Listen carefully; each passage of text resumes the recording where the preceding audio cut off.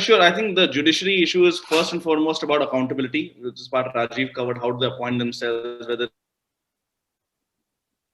bipartisan or supermajority kind of check. I think then there is the issues of the various ideas of jurisprudence they have evolved themselves, which in turn kind of protects the first part of them appointing themselves. I think there is an element of expertise, but there is also an element of simply quantity or capacity and the processes thereof, which is more of a lower judiciary issue, in which is in a way the other cholesterol in the Indian economy, right? Because, and this is not just an economic issue, we write in the first half of the book, if I and Rajiv are belonging to very different communities, and the only way we enter a business contract is we know the sanctity of the contract will be defended by the Indian state. And if we know that is not true, then it is much better if Rajiv and I are the same community, because then utna baithna hai and we can shame them in some marriage market or some social ceremony.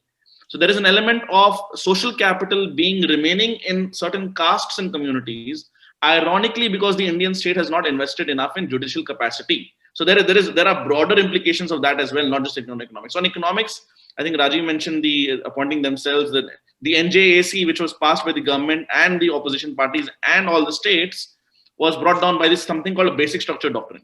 Now, the basic structure doctrine is an ambiguous doctrine which says even supermajority, which is by definition constitutional amendments, are under the purview of judicial review, which can be written off, which does not happen, for example, in the United States.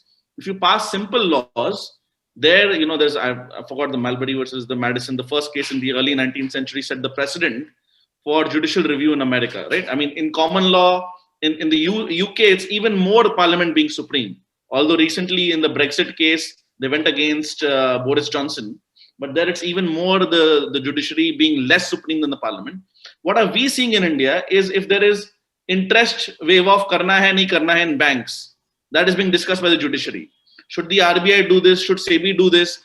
All of them, which are classic economic, either technocratic decisions or something which should go through popular sovereignty, are being, and people are filing PILs, and the Supreme Court is accepting them, and as if that is the normal course, that, anything the cabinet or parliament decides, final stamp will come from the Supreme Court. And I think the politicians are making a mistake by normalizing this.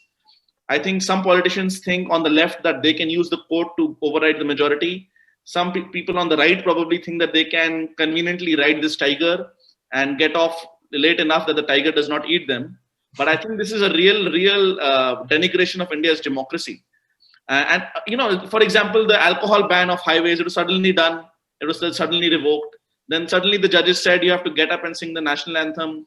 And then suddenly they said, who did this? It's almost like the right hand does not know the left hand. One bench does not know what the other bench is doing. And there are no first principles whatsoever. The good thing is we can have this conversation. I joke with Rajiv that now we only have to pay 1 rupee to criticize the judiciary. So that's the good. That's a precedent. So we must criticize the judiciary because the judiciary has become a power unto itself, and they must have oversight. If not a narrow oversight, they must have some kind of bipartisan or supermajority oversight, but the oversight has to be democratic.